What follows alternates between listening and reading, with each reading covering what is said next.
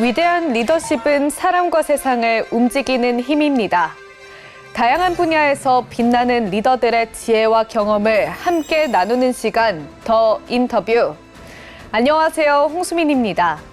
오늘은 행정가와 정치인의 길을 모두 걸으며 자신만의 정치 철학을 쌓아 올린 리더를 모셨습니다. 시민의 가장 가까운 곳에서 발로 뛰었던 아산시장에서 이제는 국회에서 국민의 삶을 바꾸는 법을 만드는 재선 국회의원이죠. 그럼 오늘의 주인공 화면으로 만나보시죠.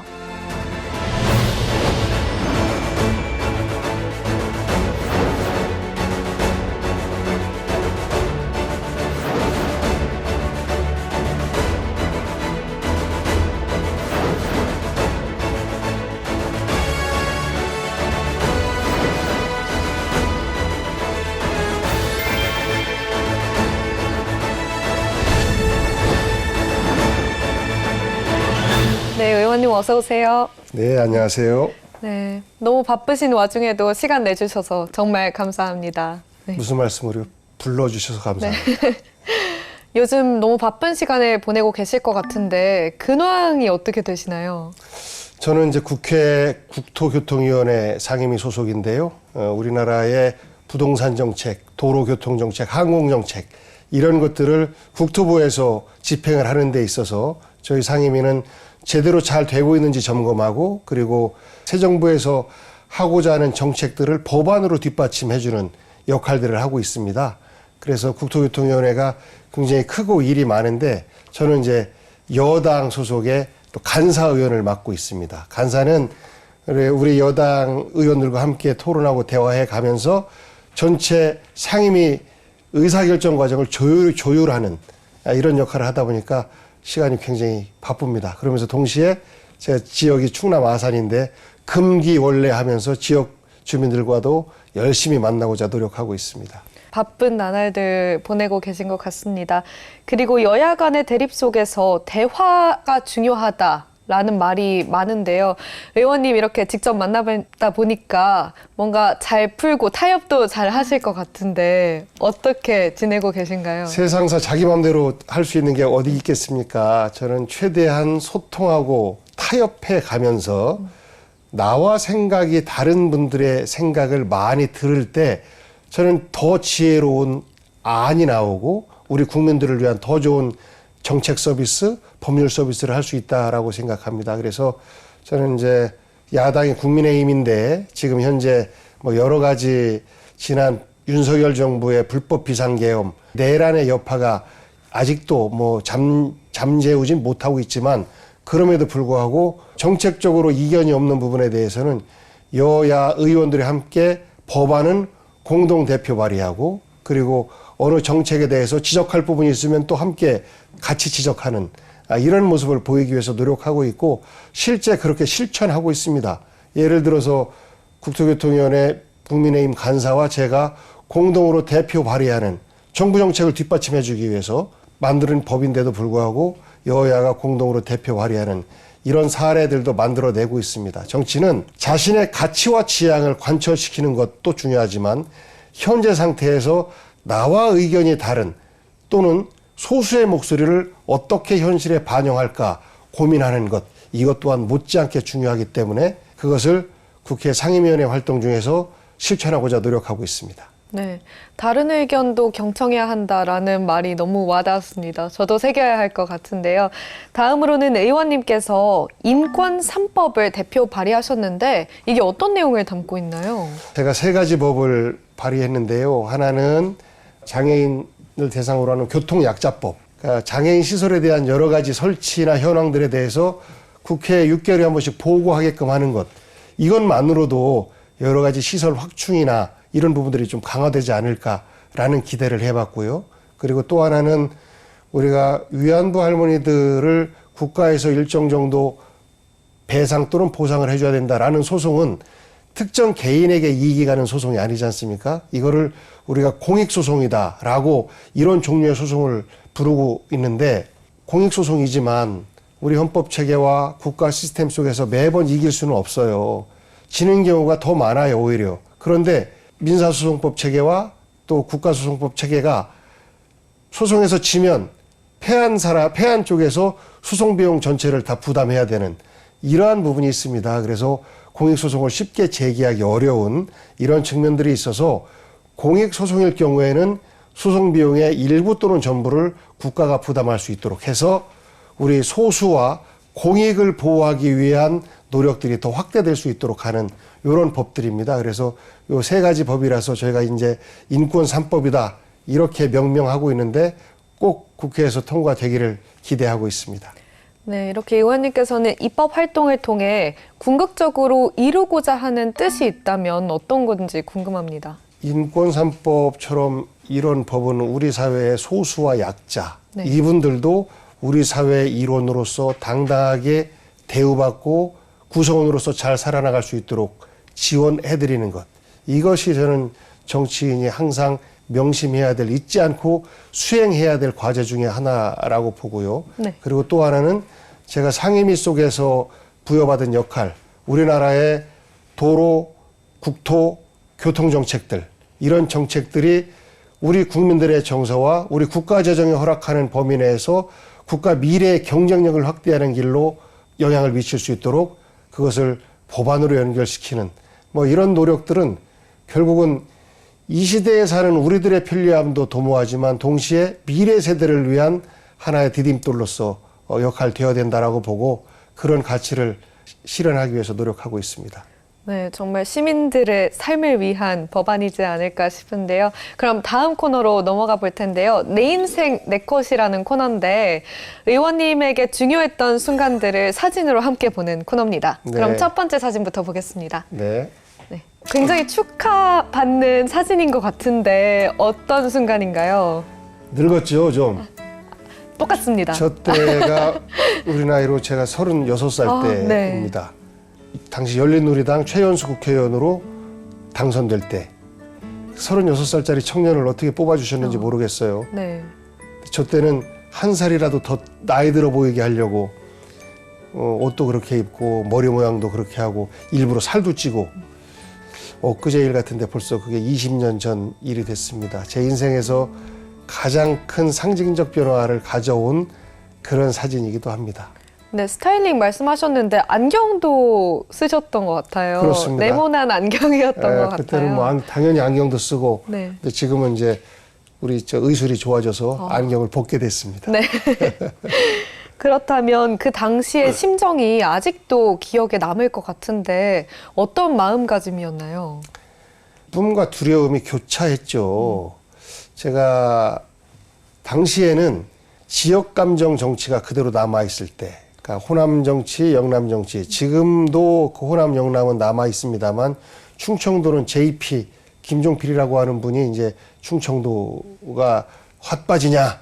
아니요. 뭐 이런 정치가 뭐 생생하게 남아있을 때였어요. 그것에 정면으로 도전하신 분이 노무현 대통령 아닙니까? 그래서 저는 제 고향 충남에서 충청에서도 지역주의의 벽을 향해서 한번 도전해보자 라는 의미에서 도전을 했고 잘 싸운 2등만 되어도 감사하다라고 생각했는데 덜커덕 당선까지 시켜주셔서 정말 너무너무 감사한 일인데 문제는 이제 제가 워낙 선거 경험이나 정치 경험이 없다 보니까 선거법이라는 걸 잘 몰랐었어요. 그래서 약 1년 정도의 임기를 채우지 못하고 의원직을 상실했었는데 저 장면이 정치인 복귀왕으로서 출발할 수 있도록 여러 가지 뭐 풍상도 겪고 했습니다만 무엇인가 해낼 수 있다라는 자신감을 심어준 그런 계기가 아니었나 싶습니다. 방금 말씀을 잠깐 해주셨는데 두 번째 사진에 힌트가 되는 말씀을 미리 해주셨어요. 같이 한번 두 번째 사진 보겠습니다. 노무현 전 대통령과의 사진인 것 같아요. 어떤 네. 순간인가요?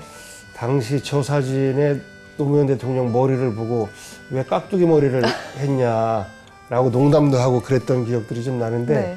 저 때가 언제냐면 노무현 대통령께서 수도를 옮기겠다라고 했지 않습니까? 그래서 신행정 수도 추진 자문위원회 제가 이제 충청도 출신이기 때문에 충청권을 대표해서 자문위원 중에 한 사람으로 활동을 했었고 그 회의에 노무현 대통령께서 오셔서 함께 회의하고 격려를 해주는 그런 자리였습니다.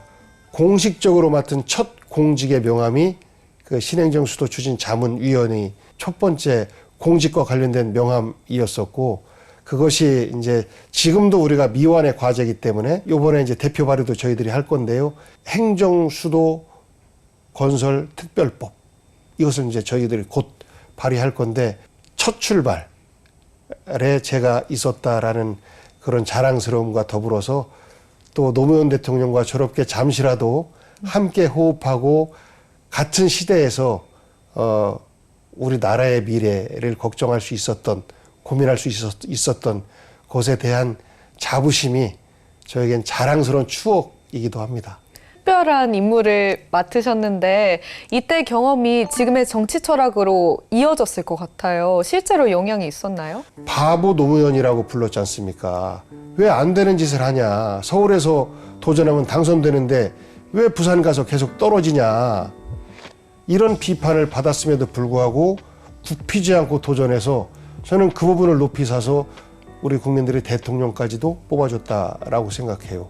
그러면서 동시에 현실에 안주하지 않고 계속해서 서울과 수도권으로 우리 인구가 집중되고 있는데 이렇게 돼서는 대한민국의 미래가 없다라는 생각 속에서 국가 균형 발전 차원에서 수도를 미국처럼 바꾸자, 충청권으로 옮기자라는 제안을 하신 거 아닙니까? 저는 정말 범상치 않은 정치인이셨다라고 생각해요. 그리고 그 노력이 그때 당시에는 말도 안 된다라고 했지만 지금은 현실이 되었잖아요. 그리고 곧 법적으로 수도 세종 시대를 곧 열게 될 것이라고 저는 확신하고, 그렇게 미래를 향해서 도전하는 그런 정신을 지금 있는 정치인들이 많이 배워야 되지 않나라고 생각합니다. 저에게는 마음속에 저의 길잡이십니다. 네, 맞서고 도전하는 법을 많이 그 당시에 배우셨을 것 같습니다. 그럼 세 번째 사진도 보겠습니다. 네. 초록 버스가 있는데 이건 어떤 사진인가요? 제가 사실은 택시를 타는 사진을 찾고 싶었는데 네. 시간이 별로 없어서 이제 저희가 아산시에서는 마중버스라고 이름을 지었었어요. 서울에 있는 마을버스처럼 교통이 너무 불편합니다. 우리 마을에, 제 시골 마을에도 저도 걸어서 한 5km 정도 학교를 다녔었거든요. 걸어서. 그런데 지금도 여전히 불편해요. 네. 큰 버스는 텅텅 비어서 다니는데 교통이 불편하다고 얘기합니다. 그래서 버스 크기를 확 줄이니까 재정 투입이 훨씬 적게 들어갑니다. 100원만 내면 택시를 타고 버스 정류장까지 나갈 수 있는, 교통 오지 마을에서 100원만 내면 학교까지도 갈 수 있는 이런 정책들인데, 그거를 제가 이제 마중 택시다 이렇게 명명을 했었고, 이게 이제 100원만 내면 탄다라고 해서 100원 택시라는 별칭이 지금 이제 일반화됐고, 제가 만든 그 정책이 지금은 전국으로 다 퍼져서 네. 정말로 교통 오지, 그 자연마을이나 이런 곳까지도 교통복지정책으로서 가장 최고의 정책이다 이렇게 칭찬을 받고 있는데요. 아산시장으로 제가 8년 동안 일을 하면서 가장 자랑스러운 정책, 성공한 정책 중에 하나가 아닌가 싶어서 저 사진을 제출했습니다. 네, 방금 말씀하신 것처럼 이렇게 시민의 삶을 위한 정책을 많이 펼치신 걸로 알고 있는데요. 이런 정책을 시행하다 보면 어려운 점은 없었나요? 아이디어에서 뚝딱 나오는 것이 아니고 현장 속에서 정책이 나와야 되는 것이고, 그 현장 속에서 혹시라도 이해 당사자가 있는지 없는지를 살펴서 그런 이해 당사자들의 목소리를 충분히 반영하는 가운데에 그 정책이 실현돼야 된다라는 교훈을 저것을 실행하는 과정에서 얻었습니다. 저도 정책이 뚝딱 탄생하는 줄 알았는데 정말 많은 분들을 만나 뵙고 또 많은 현장을 다녀오신 결과로 이렇게 들리는 것 같습니다. 그러면 마지막 사진도 보겠습니다. 네, 이 사진은 문재인 전 대통령과의 사진이죠. 네. 네. 제가 이제 청와대에 있는 상춘제라고 귀빈들이 왔을 때 대통령께서 만남을 하고 식사도 하시는 그런 장소인데요. 제가 시장 8년을 마치고 나서 2019년도에 대통령의 정무비서관으로 일했었습니다. 그러니까 국회의원 경험이 있고 지방자치 경험도 있고, 그러다 보니까 시장으로 있을 때는 우리 동네 중심으로 하다 보니까 매우 구체적이고 세세한 정책들에 대해서 느낌도 일단 감으로 가지고 있고 그 부분에 대한 시야도 밝고 한데 국가는 어떻게 보는 것인지에 대해서는 국회의원으로서는 사실상 다 갖기가 어려웠습니다. 그런데 정무비서관으로 있는 동안 문재인 대통령 모시고 나라 운영이 이렇게 되는구나라는 것을 정말 공부 많이 한 그런 시간이었었고, 그러면서 동시에 대통령이라는 자리가 얼마나 외롭고 힘든 자리인지도 바로 옆에서 볼 수 있었던 그런 과정이었습니다. 문재인 대통령에 대한 여러 가지 평가들이 있지 않습니까? 저는 그럼에도 불구하고 그 문재인 대통령이 추구해왔던 통일 대한민국의 미래, 그것을 위해서 여러 가지 도전들을 했던 거 아닙니까? 9.19 군사 합의까지 이끌어냈으나 결국은 세계적인 흐름이 막고 있어서 그 노력들이 지금은 현실화되진 못하고 있습니다만, 그런 노력들을 저는 이재명 정부도 이어서 계승해야 하고, 적어도 민주정부는 그런 노력들을 계승시켜서 현실이 될 수 있도록 노력해야 되는 것 아닌가 싶습니다. 저 개인적으로는 국가가 이렇게 운영되는구나라는 것을 정말 많이 배웠던 그런 기간이었습니다. 계속해서 의정활동과 지역구 현안에 대한 이야기로 넘어가 볼 텐데요. 의원님께서는 민간임대주택법을 대표 발의하셨는데 많은 사람들에게 내 집 마련의 기회를 확장하겠다라고 말씀하신 걸로 알고 있습니다. 정확히 어떤 내용인가요? 공공임대주택이 있고 민간임대주택이 있어요. 공공임대는 LH에서 주로 짓죠. 그런데 우리 법이 보니까 민간임대에 대해서는 공공임대보다 훨씬 더 많이 옥죄이고 있어요. 지금 주택 공급이 부족하다라고 얘기하는데 민간임대의 임대 의무 기간이 10년인데 공공임대도 똑같이 10년이에요. 그런데 공공임대는 5년 절반 이상을 그 임대를 했을 경우에 임대인과 합의가 되면 매매가 가능해요. 그런데 민간임대는 그런 게 불가능해요. 그러다 보니까 임대사업자들이 또 다른 사업을 하려면 투자했던 돈들이 회수될 때 가능한 거 아니겠습니까? 10년 동안 그 돈이 묶여 있는 거예요. 그러다 보니까 아무래도 그 민간 차원의 공급이 적을 수밖에 없는, 근본적으로 공공과 민간을 차별하지 말고 주택 공급을 최대한 많이 할 수 있는 정책으로 전환하자 내용을 담은 법안입니다.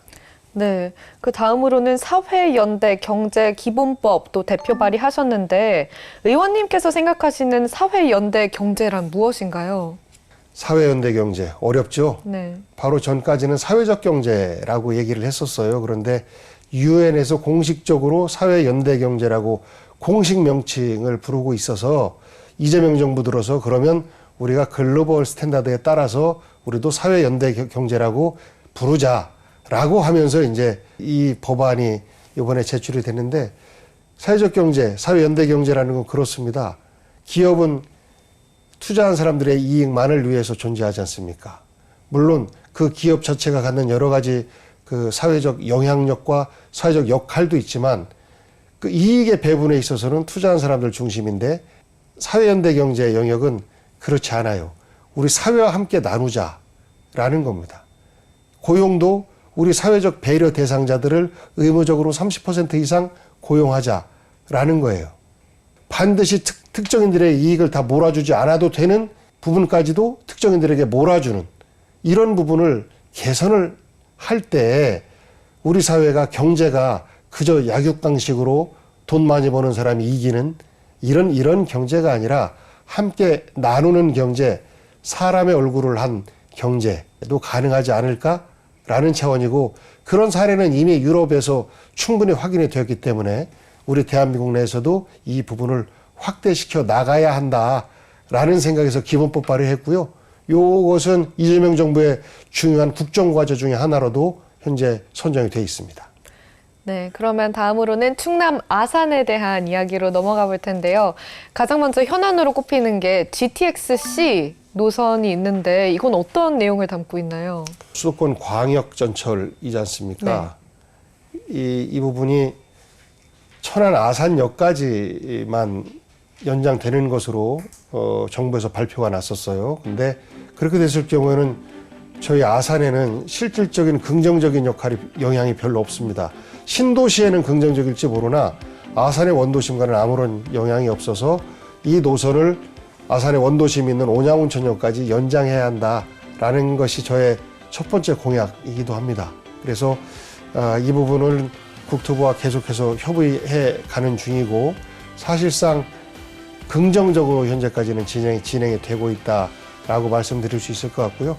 문제는 이 부분은 이제 민자를 투입해서 하는 사업인데 현재 경기가 별로 안 좋다 보니까 민간 사업자들이 집행을 좀 주춤거리고 있습니다. 그래서 민간 사업자들이 빨리 이 일을 진행할 수 있도록 서두르게 하게끔 하는 것과 더불어서 노선을 조속히 확정하는 것, 뭐 이런 숙제가 좀 남아 있는데 저는 뭐 제 임기 동안 충분히 다 가능하지 않을까 싶습니다. 네, 노선 연장되면 시민들이 정말 편리하게 이용할 수 있을 것 같습니다. 그렇습니다. 네, 다음으로는 국립경찰병원 분원 설립도 있는데 이건 어떤 내용인가요? 전에 코로나가 터졌을 때 네. 문재인 정부 시절에 우한 교민들이 들어와서 집단적으로 격리돼 있던 때가 있었지 않습니까? 그 시설이 지금 이제 경찰 인재개발원이라고 하는 시설이었어요. 그것이 바로 제 지역구인 충남 아산에 있습니다. 그러면서 동시에 아산이라고 하는 도시가 계속해서 성장해 가고 있는데 그에 맞는 의료시설들이 좀 부족하다. 그래서 그 우한 교민들이 아산으로 옴으로 인해서 실제 찬반 양론이 높았지 않습니까?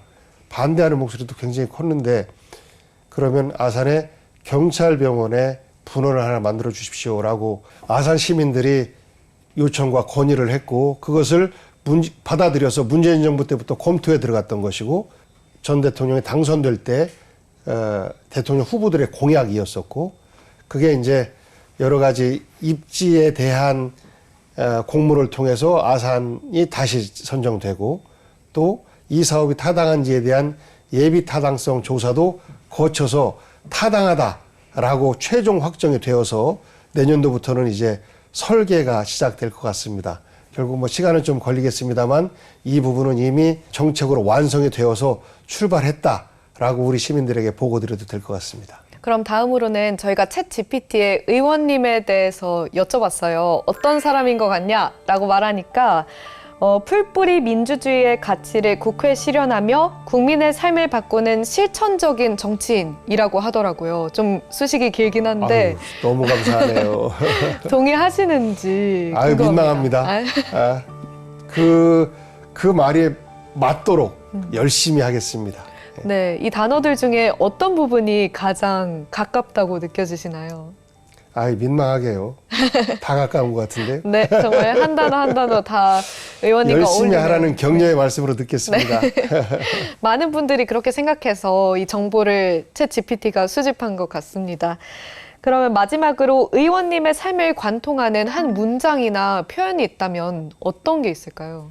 저희 집에 가훈은 웃을 수도 있는데 더불어예요. 네. 더불어민주당이 생겨나기 훨씬 전부터 더불어가 제 집의 가훈이고 아내와 더불어 아이들과 더불어 네. 가정이 만들어지는 것이고 네. 우리 사회는 이웃과 더불어 친구와 더불어 나와 생각이 다른 사람도 더불어 그럴 때 제대로 가는 사회가 아니겠습니까? 그래서 네. 더불어가 저희 집의 가훈이었었는데 네. 우리 당에서 갑자기 더불어민주당 하는 바람에 저희 편에 이렇게 액자로 해놨어요. 더불어라고. 네. 가끔 저희 집에 이제 정수기 하시는 분들이나 오시면 더불어 그러면 여기는 더불어민주당인가 이렇게 오해를 하시는데 네.